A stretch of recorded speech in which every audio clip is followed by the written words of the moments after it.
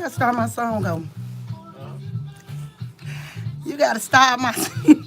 Let me hear the first little second of it. I'm ready. Whenever you play.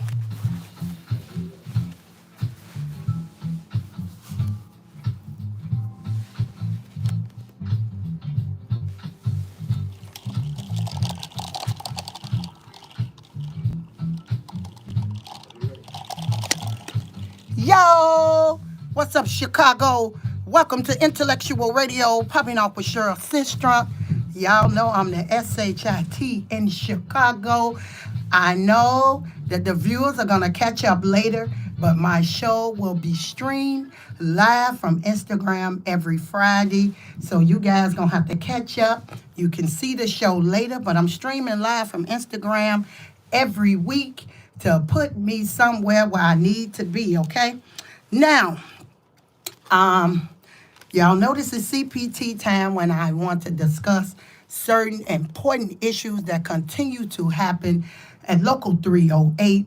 And Tuesday was no different than what I would have experienced. I was shocked. I'm actually out of words for today to just understand what happened. But I want to first just do my highlights. Popping off. Highlight black entrepreneurs that are productive members of society. I update you on all the popping news. Everything that's happening in Chicago, everything that's happening at CTA, everything that's happening at the unions. I give you the good, the bad, and the ugly of things, okay? I uplift you. I uplift black people and just different people. And some people need to go to probation, bail, jail, or straight to hell, okay? Now, this show here, Intellectual Radio popping off, the views shared and expressed on this show does not represent intellectual radio. I have been saying this for I don't know how long. These views do not represent intellectual radio. They are my landlord. I paid my landlord. I'm a tenant, okay? Now, if Cheryl Sistrunk didn't say it, that means it's not my view. We all have different perspectives, different ideas, different opinions, and Cheryl may not agree with what you agree with. Some things that you guys are okay with, Cheryl Sistrunk is not okay with it. And I definitely want to talk about the things that I've experienced this week. But before I get into any of that, I want to most certainly stop and tell God thank you for January the 15th, because this young man was born, Martin Luther King Jr.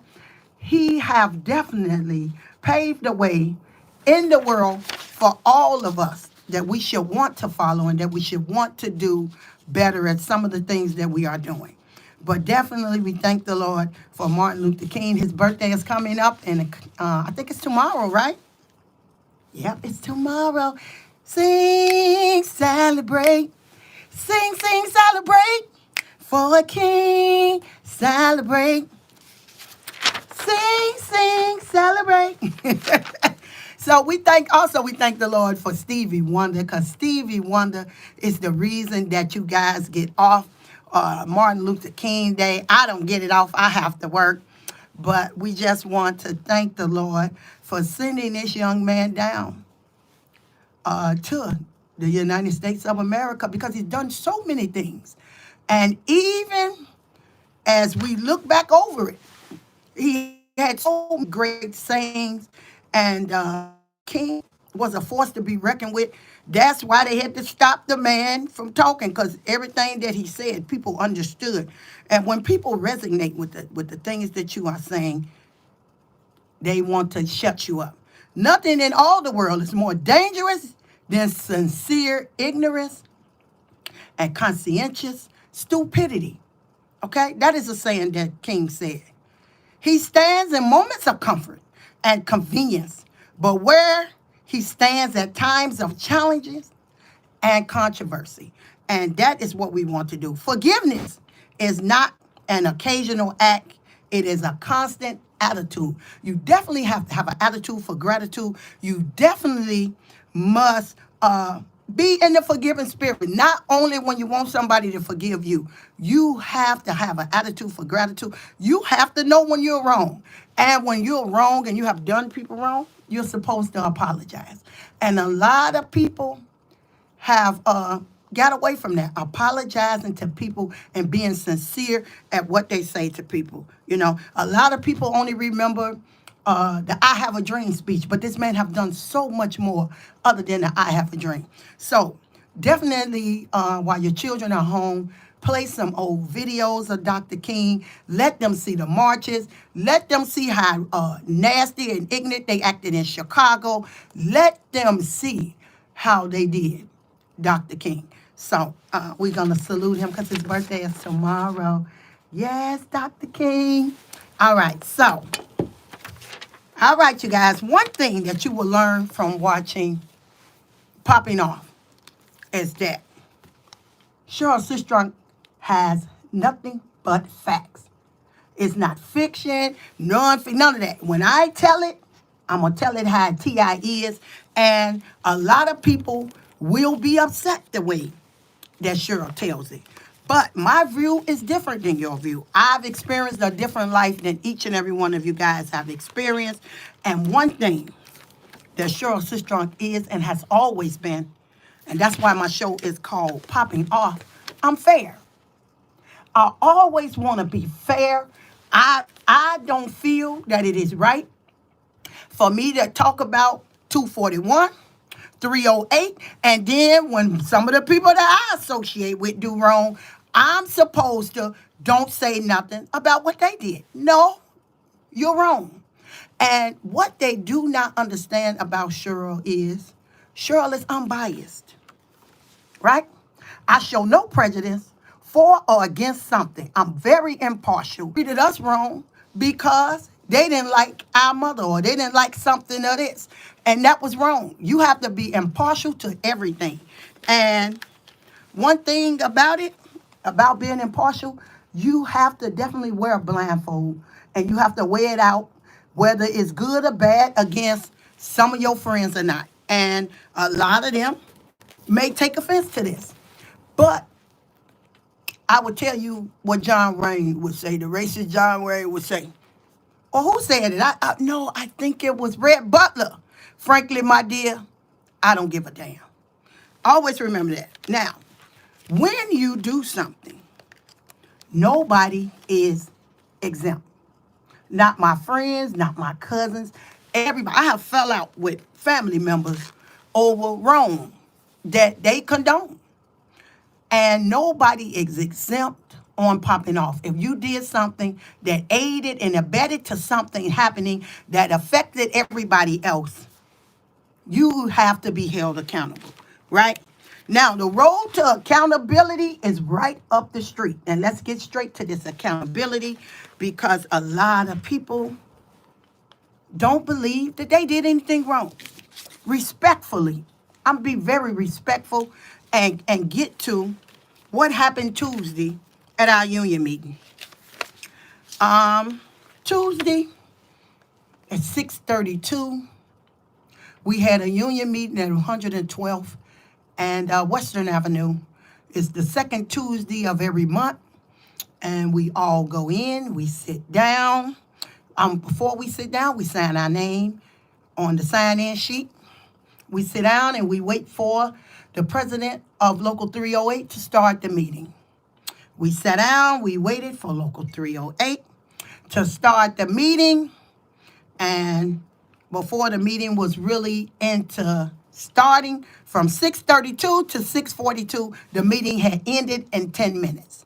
Now, everybody is hollering about who they think is wrong for what occurred at the union meeting. Everybody has their own opinion. Everybody has their own view. But I will tell you Cheryl Sistrunk view. I can't tell you, and it may not match up with your view. But it's not supposed to, because everybody have their own opinion. Now, Eric Dixon is the ATU president. He started the meeting at 6:32 p.m.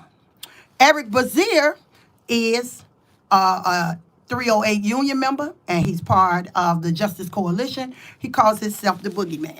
Let me get that picture so we can see who we're talking about tonight and just try to understand the things that occurred and happened that just took everybody by surprise. I was very surprised at everything. This is Dixon. I call him Eric Dip Off Dixon. This is who everybody calls the Boogeyman. This is Eric Basir. Now, let me go down my list so people can understand my view of everything. The meetings, Eric Dixon called the meeting into order at 6:32 p.m.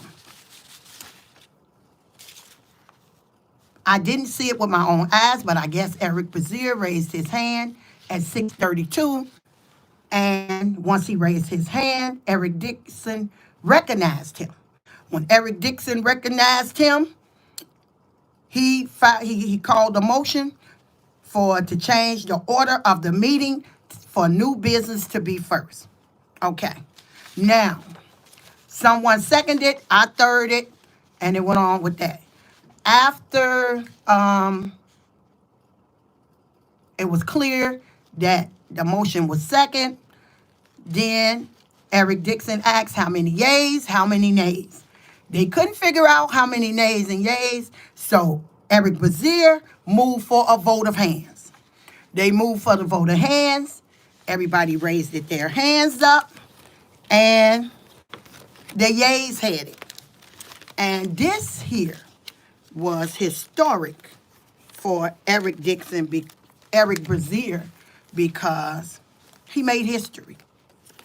15 out of 13 people voted to move new business as the first call of duty at the union meeting. Now,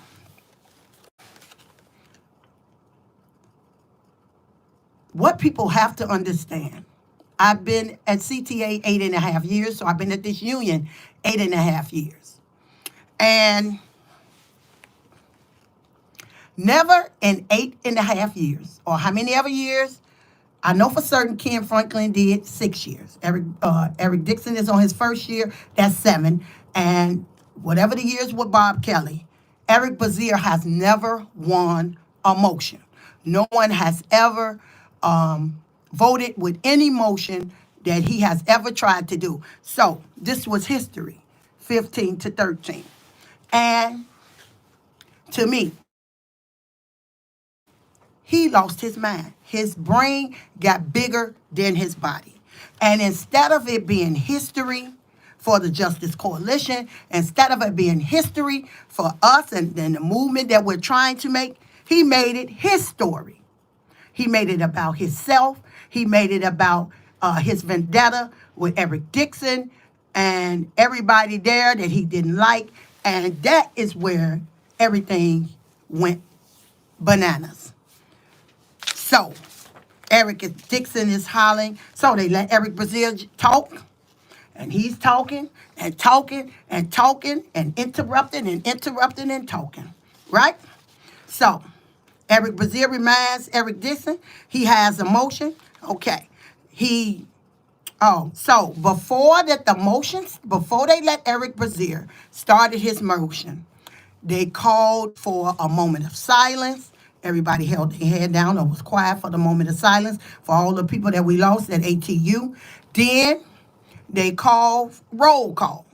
And with the roll call, what roll call does, it introduces or takes tally of who all of the union members are present. Okay. After the roll call, then the new business with Eric Basir. Now, Eric Basir stands and he wants a bylaw revision, Section 5, I think Section E or D, to remove meeting requirements for people who never comes to the union meetings. He wants them to be able to run for election. Then he does a bylaw proposal change to change union officials' salary. So the debate goes back and forth of what Eric Basir can say and can't say. So Eric Basir tells our president, Eric Dixon. You're out of order, Eric Dixon. Eric Dixon tells Eric Basir, you're out of order. They be banging the gavel to stop Eric Basir from being out of control, which this is what he normally do, right? So the debate go back and forth from 6:32 to 6:35 maybe, because it didn't take that long for them to do the introduction. So he's trying to stop Eric Basir. He can't stop him. He won't shut up. He's arguing about that I have the right to read the paper. Eric Dixon is saying, present the paper to me. We will read the paper. We will give it to the Secretary Treasurer next month. When we come back, we will vote on it. So it went into a fiasco where Eric Dixon, the president of the union, says, listen, if you're not going to calm down and you're not going to bring the paper, then I'm going to end the meeting. I guess Eric Basir thought that Eric Dixon was playing. But before that happened, Ken Franklin says, this was the previous president, Ken Franklin says, wait. He raises his hand to be recognized. He say, President Dixon, he says, the bylaw is read today by the chair. No discussion and voted on next month. Now, Eric Dixon told Ken Franklin, which was the previous president, you don't know what you're talking about. I can read the motions. And the bylaw doesn't say that the chair has to read the motions. Okay, so the key word with everything is read the bylaw and no discussion. Eric Basir continued to stand up and read the motion fervently and making sure that everybody knows what the motion is about. But Ken Franklin just stated that you do not supposed to discuss the motion.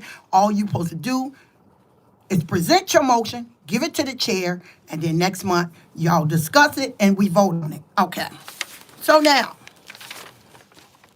Eric Dixon got tired of the member Eric Basir being disorderly as he does all the time, you know. So people feel, ended the meeting, everybody feels that Eric Dixon was supposed to take whatever Eric Basir give him because this is democracy and he's standing up for his union rights. But in all things, you want to get understanding. One thing about Cheryl Sistrunk, I sit in the union meetings. I'm quiet. I write down the minutes. I write what's going on. And I don't disrupt the meetings. I hold my hand up. If there is something that I want voiced, my opinion about, I wait till Friday and I voice it at my show. Because everything has to be decent and in order. No matter what we're doing, no matter what we're facing, it does have to be decent and order. We can't be out there fighting and scratching when the people are saying, wait a minute, sit down, hold it, stop. I mean, the whole room is hollering, wait, Eric Basir, stop, Eric, wait. So it became a circus Tuesday. Okay, so now let me go down the list of what I'm noticing about all of this. Eric Dixon, who is the president, he receives $145,000 a year. Eric Basir from the Justice Coalition, he probably makes $70,000, $80,000, or whatever, or better, right? This is a black man, this is a white man, right? Eric Dixon, he disliked Eric Basir. Eric Basir, he dislikes Eric Dixon, right? Eric Dixon, he is the president. Eric Basir, he is a member. Now, one thing that I can say, Eric Dixon, the president of 308, he is respectable at the meetings. You get it? Is Eric Basir respectable? Absolutely not. He's short, right? Is Eric Dixon fair? Absolutely. To me, he's fair. Is Eric Basir fair? Absolutely not. What I will say about our president of ATU 308, he doesn't understand leadership. Because regardless of the situation that occurred, calm down the member or ask the member to leave or something, but never end the meeting when we're behind 2 meetings already, right? This was a critical meeting that we did need to have, right? Eric Basir, he can't handle leadership, right? Your job, Eric Dixon, was to continue the meeting, access the damage, and carry on the meeting, right? Eric Basir is unqualified to lead. He continues to violate the Robert Rules of Order. He don't accept responsibilities for his actions. Now, everybody has an excuse, but this is the key. We want to stop the excuses. Now, what I didn't see on Facebook these 3 days that I was waiting, everybody is hollering, not me. It's their fault, his fault, her fault. Nobody has took accountability for the wrong that they have done. Eric Basir has not said, I'm sorry for messing up our union meeting, right? He feels that everything that he has done was for democracy. Now, I looked up democracy, and I found out what he was doing was not about democracy. Because democracy is if it's a whole, everybody is saying to you, stop, sit down, don't do this, don't say that, don't do that.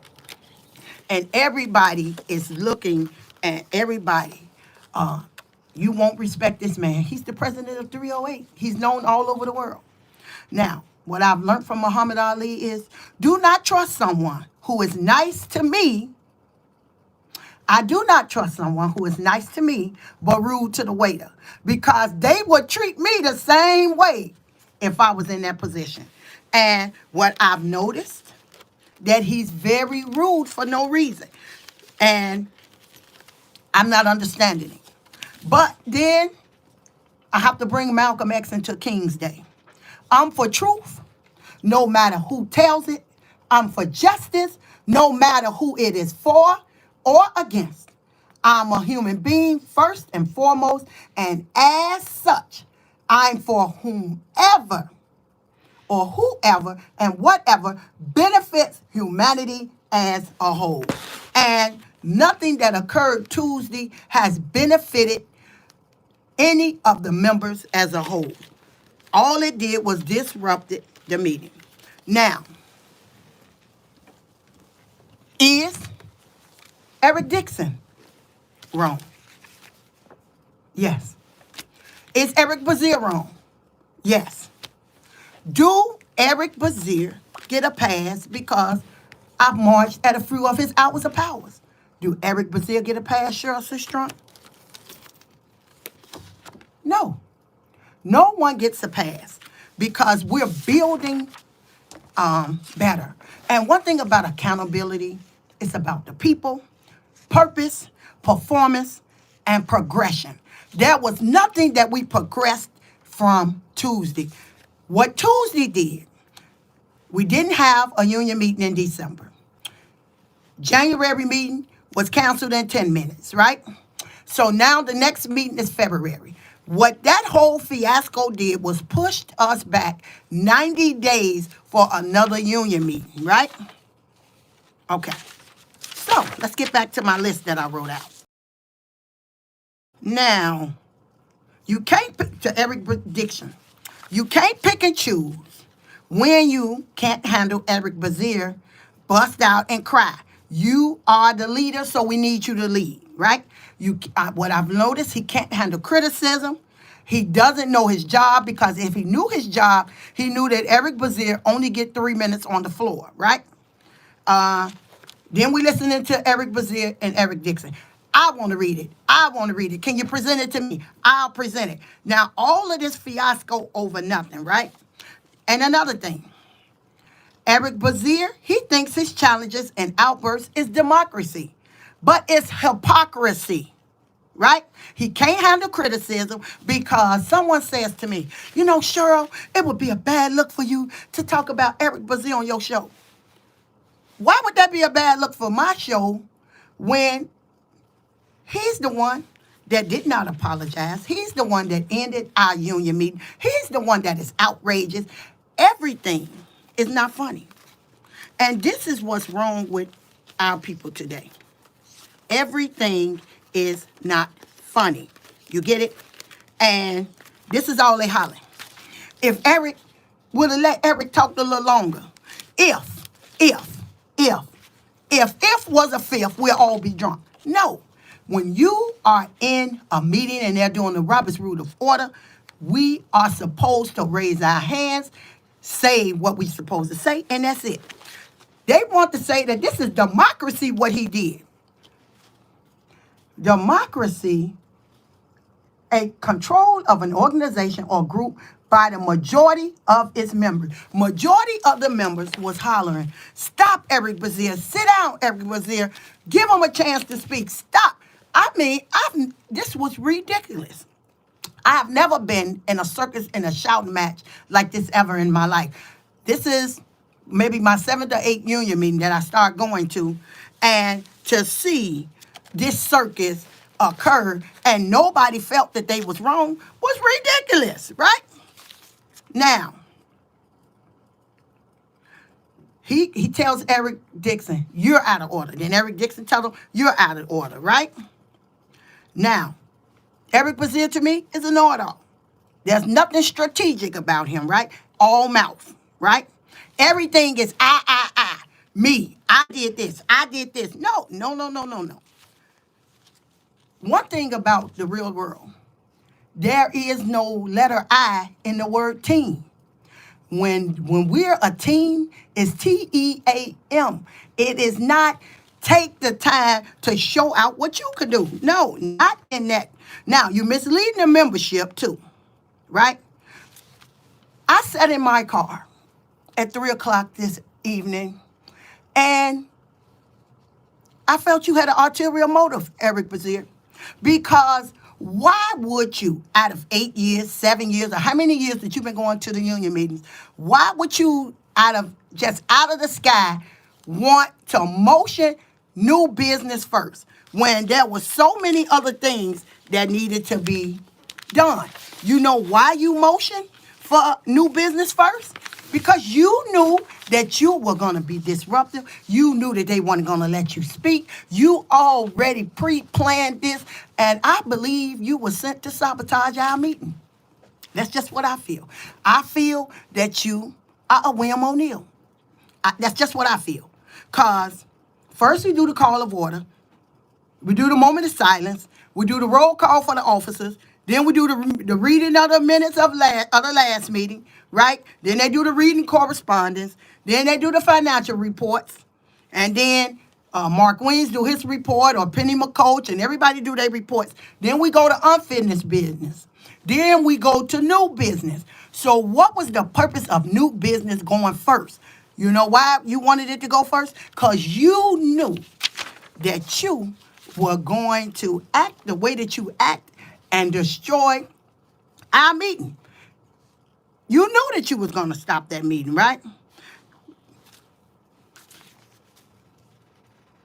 2, we definitely can get to talk to Lori and Dorvell, but I'm afraid to sit down with these people, with the people that they have holding their show and holding everything, because if you're doing this in a union meeting, what would you do in front of Dorvell Carter? What would you do in the meeting with Lori Lightfoot? You would act a plumb fool, right? Now, Eric Dixon has misled us. That is true. When it was time for the election, we couldn't keep him off Facebook. We couldn't keep him off of Instagram. We couldn't keep him off of CNN, which was Michael Overstreet page. We couldn't keep him. He told us there comes a time that you need to stop asking and start demanding. They haven't demanded anything. We don't have the tentative agreements. We don't have a contract. We don't have safety. We don't have full-time jobs for nobody. And that is what I thought when Eric Basir got up, that them was going to be the main focuses of his new business. And he hijacked the whole meeting, right? And I was just shocked at just the disruption. But what I'm trying to remember, I remember for 6 years, you disrupted Kim Franklin meeting, Eric Basir. This year, you disrupted for a whole year. Eric Dixon, These two are black men. I remember, I don't think you disrupted Bob Kelly's meeting. And Bob Kelly is white. So what I'm doing, I'm just thinking maybe this white privilege is coming out. I don't know. All of a sudden, the African American man is not capable of leading you, or you're not capable of standing and listening to what they have to say. But Bob Kelly, nobody ever protested what Bob Kelly had people selling all these raffle tickets to get money from the union. I've never seen you speak up and speak out against that. And I don't understand it, right? So why didn't you protest the raffle tickets and the scholarship fund that Bob Kelly had going on, right? And then Eric, we're dealing with you. You're canceling the meetings. You can't handle the members. So that means you need to hire off-duty Chicago police. Because what I do know for certain is Eric Basir is scared of the police. Because when they was finna lock us up at 241, he said, I can't go to jail. I can't go to jail. No, I don't want to go to jail. So maybe have the police escort him out. Because we did not learn anything from this meeting. I was very frustrated that I drove 35, 40 minutes to get to this location and nothing occurred. And everybody thinks that they're supposed to get a pass on popping off. No. Now, enough is enough. Right is right. Wrong is wrong. And a lot of people stand with you when you're wrong. And you're wrong, Eric Basir. You definitely are wrong. And I'm sorry. Cheryl Sistrunk will not stand with you. Hell to the no. I will not stand with people, things, and maybe we all need to come to the table and be more respectable. Sure, Cheryl Sistrunk have done shows on all of the union members, but I've never went into the union hall and acted a plum fool. I wait till Friday and do it where I can run my show the way that I run it. And I'm tired of everybody walking around on eggshells to don't upset you. No, everybody has to stop making excuses. Everybody has to stop just blaming one person when it was both of them. No one is ready to take accountability for their actions, and everybody is looking for a pass from Cheryl. You don't get a pass. You do not get a pass if you have caused nothing but problems for us at our union meeting. And people are tired of it, you know?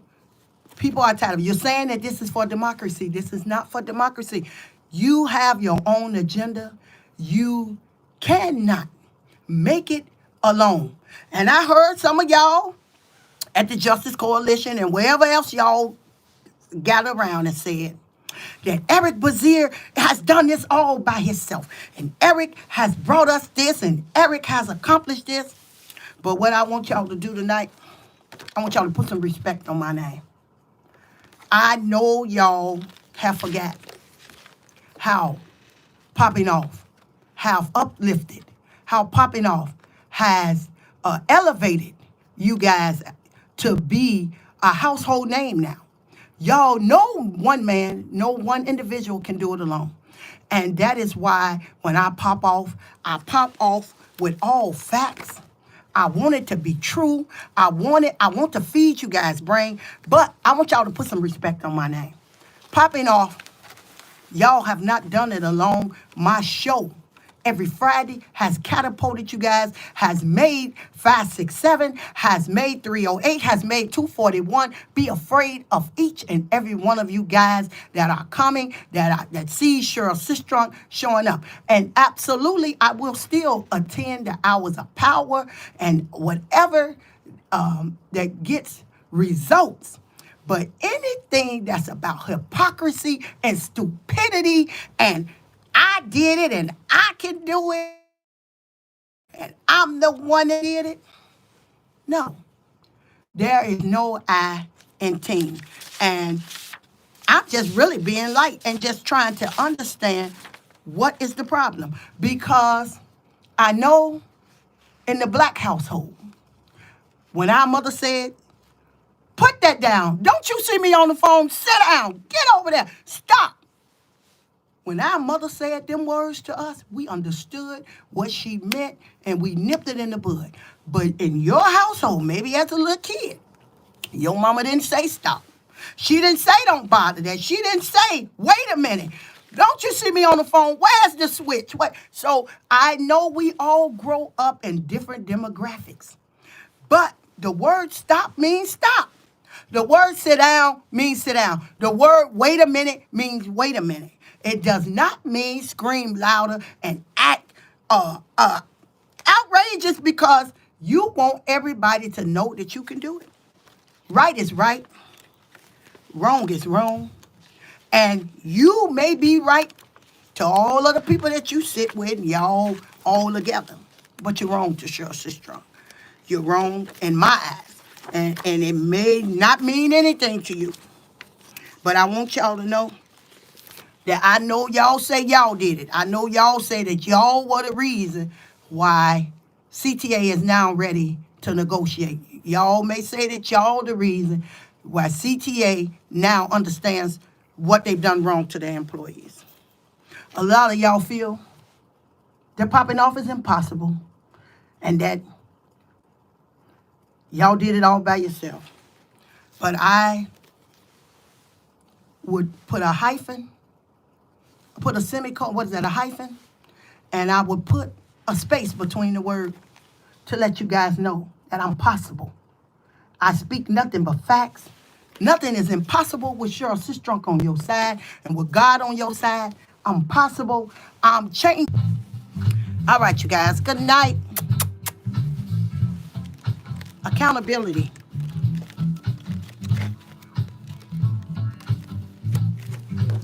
Accountability road.